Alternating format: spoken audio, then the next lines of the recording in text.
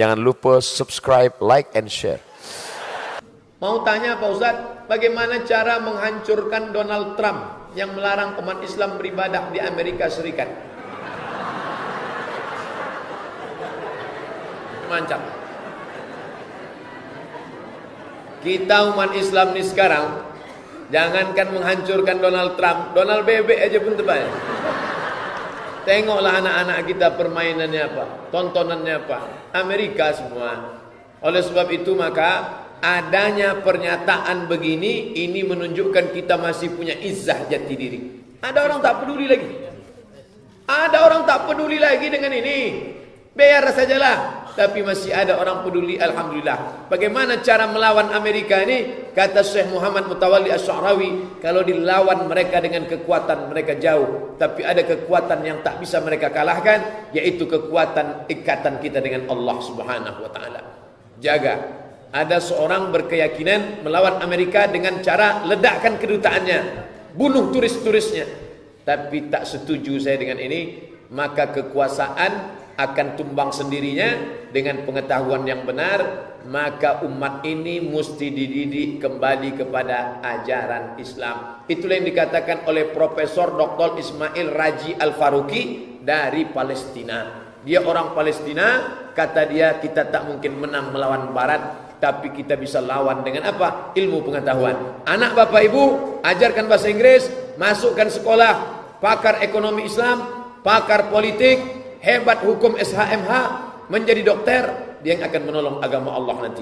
Dia akan ceramah, berbicara tentang proses kehamilan dalam Al-Quran, pakai bahasa Inggris, ditonton orang Amerika. Mereka akan masuk Islam gara-gara ceramah dia. Lebih hebat, lebih dahsyat, ditonton ribuan viewer, 200.000 penonton di YouTube, membuatnya di-like malaikat, di-like manusia. Kenapa? Karena dia membawa ke jalan Islam dengan ilmu pengetahuan. Pendidikan anak-anak kita, dengan itu nanti Donald Trump akan jatuh dengan sendirinya insyaallah. Amin. Ada salah satu pengurus MUI yang menjadi saksi untuk Ahok. Isomuddin sudah dicopot. Jangan takut lagi dengan Isomuddin. Ternyata doktornya tak betul, dia tak doktor. Belum pula berangkat haji lagi. Haji ola ulun, haji ola bersunat bolun. Tak betul. Dan apanya itu yang di Lampung itu pun tidak bertanggung jawab. Kami Sekolah Tinggi Agama Islam Lampung tidak bertanggung jawab atas segala tingkah laku Isomuddin. Pokoknya dia sedang tersudut habis sekarang. Bagaimana cara kita dalam menyiarkan Islam, ilmu-ilmu agama yang kita tahu? Sedangkan banyak di luar sana yang sering ngomong agar kita jangan riya. Ilmu agama jangan di-share agar terhindar dari riya. Yang riya itu yang mana? Ini mesti orang Islam jangan nanti dituduh sikit-sikit riya, sikit-sikit riya. Saudaraku, hari Rabu 1 Rajab, mari kita isi dengan ibadah. Itu tidak riya. Yang riya itu adalah puasa dia nanti hari Rabu, pas buka puasa direkam.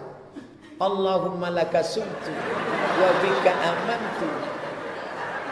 Itu yang riya itu. Kalau ngajak orang enggak apa-apa. Mengingatkan orang, posting ayat, posting hadis, ambil dari kutub tis'ah, satu hari satu hadis, bagus.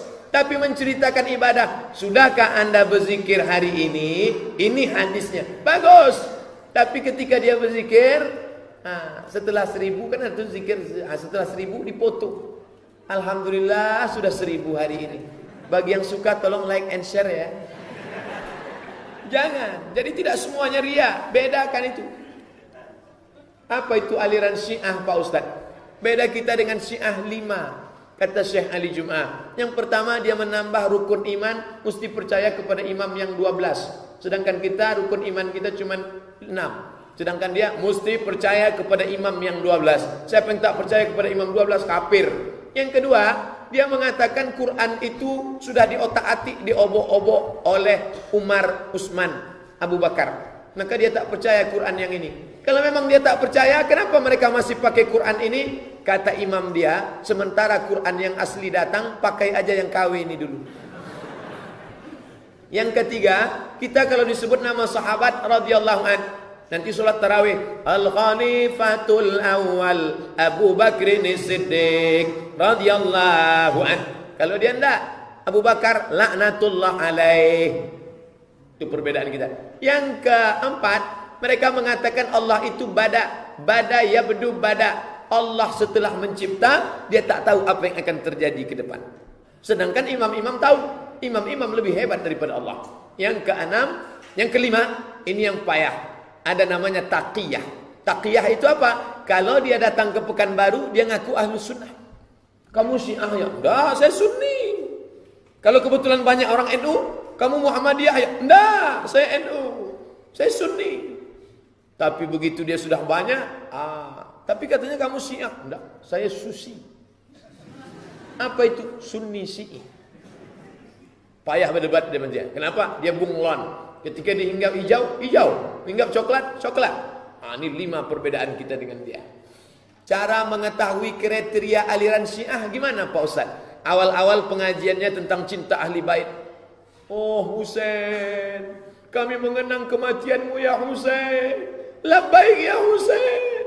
Orang Islam pun sedih mengenang Sayyidina Husain. Husainnya tak salah, Sayyidina Al-Hasan, Sayyidina Husain. Tapi mereka mencomot nama ini, lalu ujung-ujungnya nanti adalah mencaci maki Abu Bakar dan Umar, karena mereka mengatakan Abu Bakar dan Umar merampas kekuasaan yang sebetulnya milik Ali. Fitnah kepada Abu Bakar dan Umar.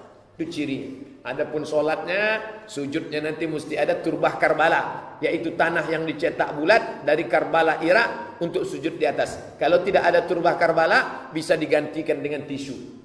Lipat 4, ada letakkan tempat sujud. Nanti kalau ada bapak ibu tengok orang solat meletakkan tisu tempat sujud, itu 2 kemungkinan. Pertama dia Syiah, kedua tentang flu. Jadi tak semua yang meletakkan itu Syiah.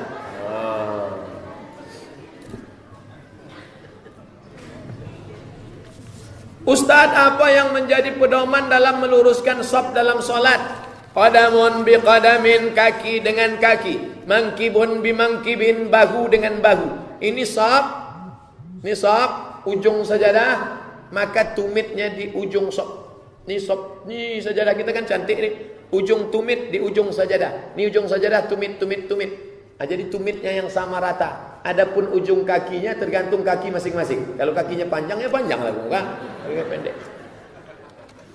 Wa kana ahaduna yulziqu. Salah seorang di antara kami menempelkan kakinya dengan kaki sahabatnya. Salah seorang di antara kami, kata Anas bin Malik, menempelkan kakinya. Jadi kalau ada orang yang kakinya ditempel dia nyaman, diam aja.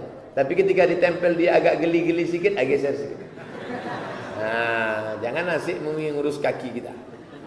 Apakah ujung kaki atau tumit Pak Ustaz? Ujung kaki, tumit. Ini tumit, bukan depan. Tumitnya yang sama rata, tumit belakang. Sebab banyak orang yang tak memperhatikan hal ini. Perhatikanlah sesudah ini.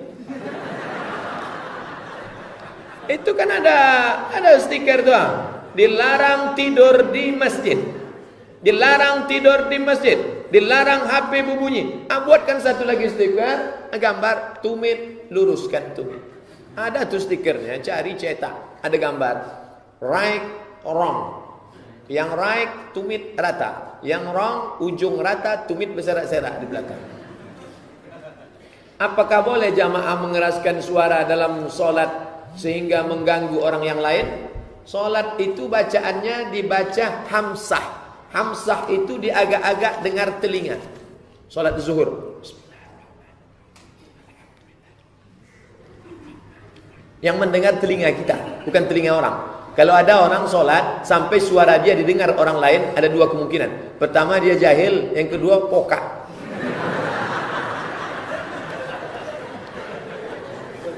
Bolehkah melakukan solat fardu kifayah sesudah solat asar? Boleh. Apa dalilnya? Ada sebab.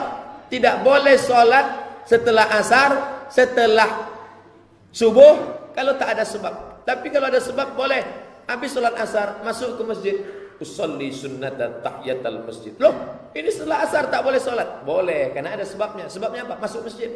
Solat jenazah apa sebabnya? Ada orang mati. Kalau tak ada orang mati, ada solat jenazah? Ya tak ada. Boleh. Karena orang beranggapan tak ada solat sesudah asar. Maka disegerakanlah fardu kifayah sebelum asar. Bagus, lebih cepat, lebih baik. Orang meninggal itu tak usah nunggu asar. Pagi itu gali tanam cepat-cepat.